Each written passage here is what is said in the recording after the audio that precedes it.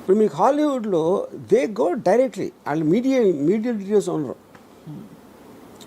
వాళ్ళు they will take real time. ఇప్పుడు ఈ ఫోన్ చేసాడు అనుకోండి, ఫోన్ కంపెనీ డబ్బు ఎక్కడి నుంచి వస్తుంది? డైరెక్ట్గా మీరు కొంటేనే స్టేజెస్లో వెళ్తుంది అక్కడికి. So the product has to work in any manufacturing థింగ్లో.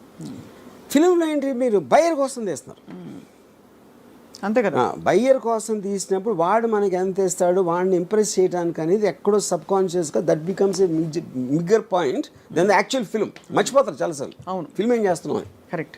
అంటే honesty in a certain way, honesty అంటారు కదా. అంటే అందరికీ జనాలు నచ్చాలని ఉంటుంది, అది కాదు. But you can forget and easily divert your attention from the main point.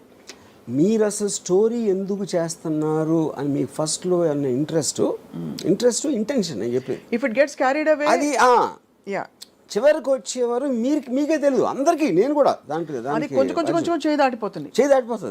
ఒక పర్టికులర్ టైంలో మీరు మర్చిపోతారు అసలు మీరు ఎందుకు తీద్దాం అనుకున్నారు అనేది. It will go off. That's why I feel it's honesty.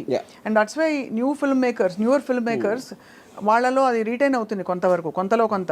ఎందుకంటే వాళ్ళకి ఎక్కడో ఒక conviction so called what ever పట్టు కూర్చుంటారు. బట్ వాళ్ళు కూడా మళ్ళీ రిపీట్ వండర్స్ చేయమంటే they may not be able to deliver because వాళ్ళు కూడా they get carried away with so many influences.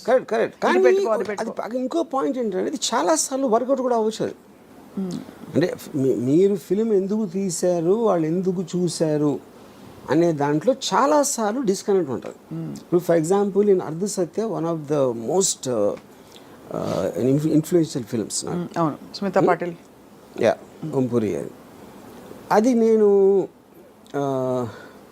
Almost ఒక 7-8 సార్లు చూసుంటాను సినిమా. నేను ఆ డైరెక్టర్ని ఒకసారి రెహమాన్ స్టూడియోలో కలిసాను, గోవిందీలాని.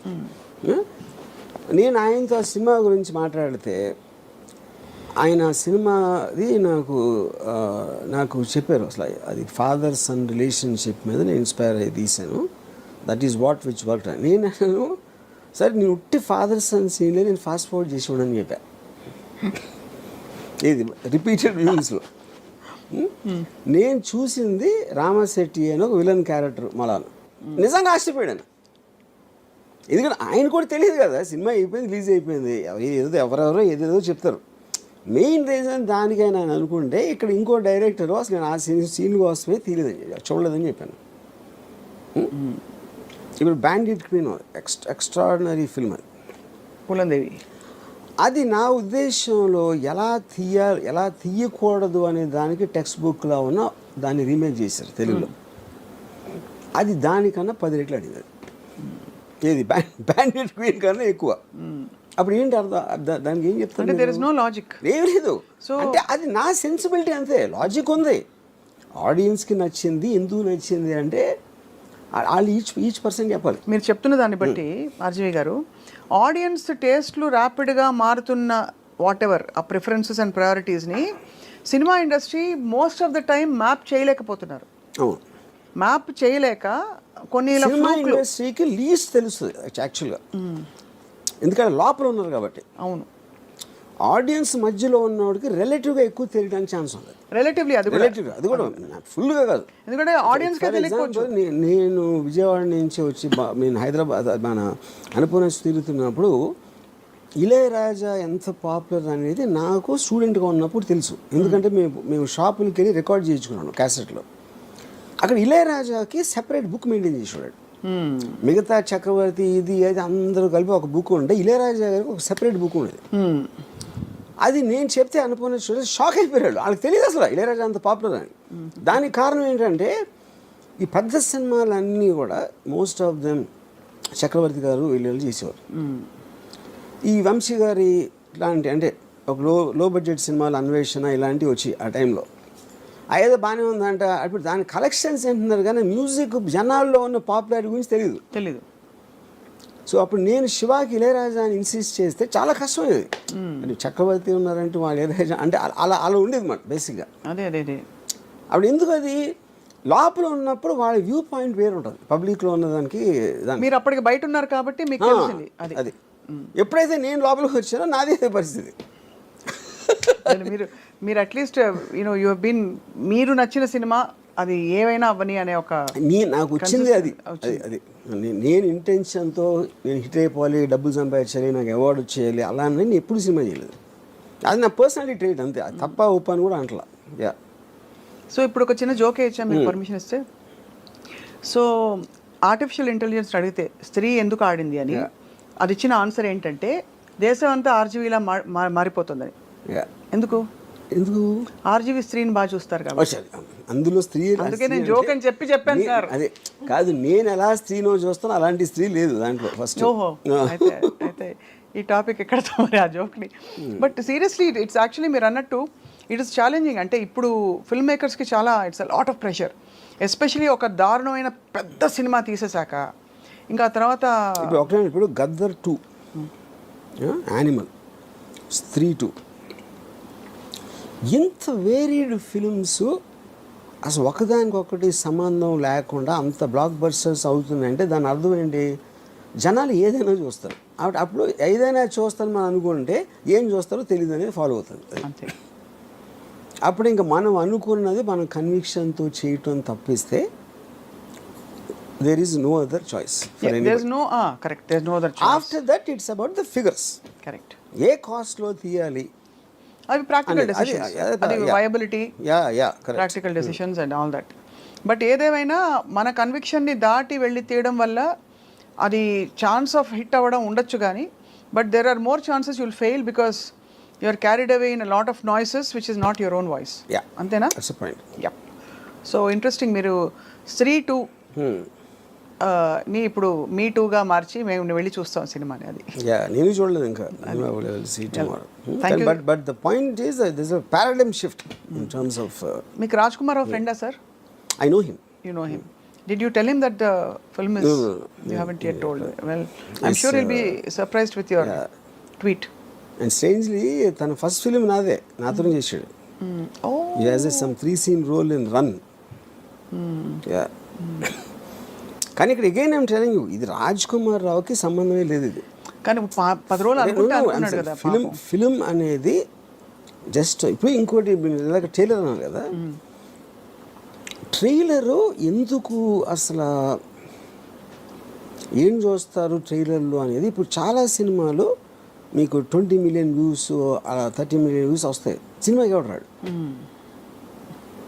అప్పుడు అక్కడ ఒక లాజిక్ ఏంటంటే ఇంతమంది చూశారు కాబట్టి వాళ్ళందరూ వస్తారు అని మనం అనుకుంటాం. అంతమంది చూశారు కానీ వాళ్ళు చాలామందికి నచ్చలేదని అప్పుడు అర్థమవుతుంది. అంతేగా. ఇప్పుడు ట్రైలర్ చూడటానికి నచ్చడానికి డిఫరెన్స్ ఉంది కదా. Akshay Kumar highest paid actor in the country అంటారు, నిజమా sir? Akshay Kumar no, it's not more than Prabhas. Prabhas is highest paid. Prabhas I think would be the highest. నాకు సరిగ్గా ఎగ్జాక్ట్గా తెలీదు but I would believe. Yeah, because దానికి వన్ ఆఫ్ ద రీజన్స్ ఒకటి films, రెండోది దానికి మల్టిపుల్ లాంగ్వేజ్లో మార్కెట్ ఉంటుంది కదా, which Akshay Kumar won't have. Correct, that's true, that makes sense. Yeah, తప్పకుండా ఈ డార్క్ కామెడీ అండ్ సో ఇప్పుడు హారర్ కామెడీలు విపరీతంగా తీయటం మొదలెడతారు ఇప్పుడు అందరూ. ఇప్పుడు చక్కగా చేతులు కాదు ఇప్పుడు. అంటే మీకు any success is always followed immediately. Yeah. So ఇప్పుడు ఒక మొత్తం ప్రొడక్షన్ ఆఫీసెస్ అన్నిటిలో ఒక డార్క్ గ్లూమీ లైటింగ్, ఎందుకంటే ఆ టోన్లో తీసేది ఇది. ఓహో, స్త్రీ 2 లైటింగ్ టోన్ అది. మొత్తం లైట్లు హరిపేసి బ్లూ లైట్ వేసుకుని నాలుగు వేస్తారు. ఏంటి నాలో లేనిది అమ్మాయిలో ఏముంది అని ఆలోచించినట్టు నా సినిమాలో లేనిది ఆ సినిమాలో ఏముంది అని అందరూ ఆలోచించుకుంటూ ధ్యానం చేసుకుంటూ కూర్చోవాలి. నేను యానిమల్ గురించి చెప్పినప్పుడు సందీప్ బాగా చెప్పాను, మొత్తం ప్రొడక్షన్ ఆఫీస్లో మీ డిస్కషన్ రూమ్ ఉంటుంది కదా, ఆ డిస్కషన్ రూమ్లో డెసిషన్స్ తీసుకుంటారు. స్టోరీ ఏంటి, ఎలా ఉండాలి, ఇలాంటివన్నీ జరుగుతూ ఉంటాయి. అప్పుడు వేరే వాళ్ళు వస్తారు. వచ్చినప్పుడు అందులో పెద్ద మాస్టిఫ్ కుక్క ఉందనుకోండి. ఇప్పుడు మీ కుక్క అంటే మీకు కంఫర్ట్ ఉంటుంది. ఆ బయట నుంచి వచ్చిన వాళ్ళకి ఇంత పెద్ద కుక్క ఏమైనా చేస్తుందా, గబుక్కుని కరుస్తుందా అనే ఒక టెన్షన్ ఉంటుంది కదా. ఆ టెన్షన్లో కూర్చుని దాని మూమెంట్స్ గమనిస్తూ ఉంటారు, ఇటు ఒకటి తిరుగుతూ ఉంటుంది. అలా గమనిస్తున్నారు అయితే. అది అలాగా యానిమల్ అనే సినిమా అది చేస్తాను నేను ప్రొడక్షన్ ఆఫీస్లో. అంతే, వీళ్ళు ఏం డిస్కస్ చేసినా యానిమల్ తిరుగుతూ ఉంటుంది వాళ్ళ మైండ్స్లో. కానీ అలానే అమాంతం ఇప్పుడు వెళ్ళి అంటే రణబీర్ కపూర్ని చూపించినట్టు వాళ్ళు ఎక్కడైనా ఎక్స్ట్రీమ్ సీన్స్ చూపించేది ఎక్స్ట్రీమ్ సీన్స్ మొలానే ఆడింది అంటే అదే కదా మిస్టరీ ఆఫ్ ఫిల్మ్ ఇండస్ట్రీ, అదే అందరికీ. ఇప్పుడు రీసెంట్గా ఒక డైరెక్టరు హిందీలో హిట్ అయిన సినిమా ఒకటి తీసాడు, దాని కమర్షియల్ ఎలిమెంట్స్ పెడితే ఇంకా బాగా ఆడుతుందని తన ఉద్దేశం. చాలామంది ఏమంటున్నారు అది పెట్టిన వల్లనే మొత్తం స్పాయిల్ అయిపోయింది అంటారు. కానీ అది అయిపోయిన తర్వాత చెప్పొచ్చు ఎవరైనా, ఎవరికి ఇష్టం వచ్చిన వాళ్ళు చెప్తారు. ఆ టైంలో తను అనుకున్నది. ఇంకోటి సినిమా అనేది ఎప్పుడు ఒక్కడి వల్ల అవ్వదు కదా. అవును, హీరోకి నచ్చింది, కనుక ప్రొడ్యూసర్స్ నచ్చింది, ఇక్కడ అందరూ కలిసి యాక్సెప్ట్ చేసిన తర్వాతే కదా జరిగేది. అది ఏ సినిమా కూడా ఒక్క డెసిషన్ అవ్వదు ఎప్పుడు అంత ఈజీగా, యూనో. సో అప్పుడు ఒకవేళ హిట్ అయిపోయింది అనుకోండి, ఇది అది భలే పట్టాడు రా ఫామ్లా, ఉన్నదాన్ని బెటర్ చేసాడు అంటారు. ఇప్పుడేమో ఉన్నదాన్ని చెడగొట్టాడు అంటారు అందరూ. అది పాయింట్. సో దీనికి మనం టైటిల్ కార్డ్ మార్చి స్త్రీ 2 ఆ రాజ్ కుమార్ రావు థ్రిల్లర్ అని వేయాలి. అంతేనా? I'm just kidding. అంటే that's how he must be feeling or most people must be feeling. ఇప్పుడు శ్రద్ధా కపూర్ తన స్టార్డమ్ ఎక్కువ అని తన ఫీలింగ్, అందుకని ఫస్ట్ ఫీమేల్ లీడ్కి గ్రేటెస్ట్ ఓపెనింగ్ అని తను పెట్టింది ట్వీట్. అంటే రాజ్ కుమార్ రావు అనే లెక్కలోనే లేడు అని తన ఉద్దేశం. మరి తన ఇతర సినిమాలు ఏమి ఆడలేగా, అది వేరే విషయం. ఇప్పుడు వచ్చిందేమో స్టార్డము, మీకు వచ్చినప్పుడు పట్టుకోవాలి, కానీ మళ్ళీ మీరు కూడా లాజిక్ ఆలోచిస్తారుగా. ఇది ఏఐ తేల్చలేకపోతే డెఫినెట్గా ఫస్ట్ ఆఫ్ ఆల్ ఏ జ్యోతిష్యం చెప్పదు, ఉన్న దానికి మీకు అందరికన్నా బెటర్గా ఎక్స్ప్లెయిన్ చేస్తుంది, కానీ అది జ్యోతిష్యాలు కదా. డిరైవ్డ్ డేటా నుంచి కన్క్లూజివ్గా. But it might be able to say, ఎప్పుడు చెప్పగలుగుతుంది ఏ దీని గురించి ఇన్ టర్మ్స్ ఆఫ్ దాని అల్గోరిథమ్స్లో ఏ సాంగ్ అయితే యూనో ఇప్పుడు నెట్ఫ్లిక్స్ వీటిలో కూడా ఈ మధ్యన they're using artificial intelligence to select the content. అవును, అదేం చేస్తుందంటే పారామీటర్స్లో ఏమేమి స్టోరీలో ఉన్నాయి జానర్ వైజ్గా, దీని వైజ్గా, దాని వైజ్గా అది స్టడీ చేసి దానికున్న ఎంత బేసిస్లో ఎలాంటి సినిమాలు ఎక్కువ, ఎలాంటి సీన్లు ఎక్కువ చూస్తున్నారు, ఏ యాక్టర్ని ఎక్కువసేపు, ఇదంతా క్యాలిక్యులేట్ చేసి చెప్తుంది, అలాంటి చూసి చెప్తుంది.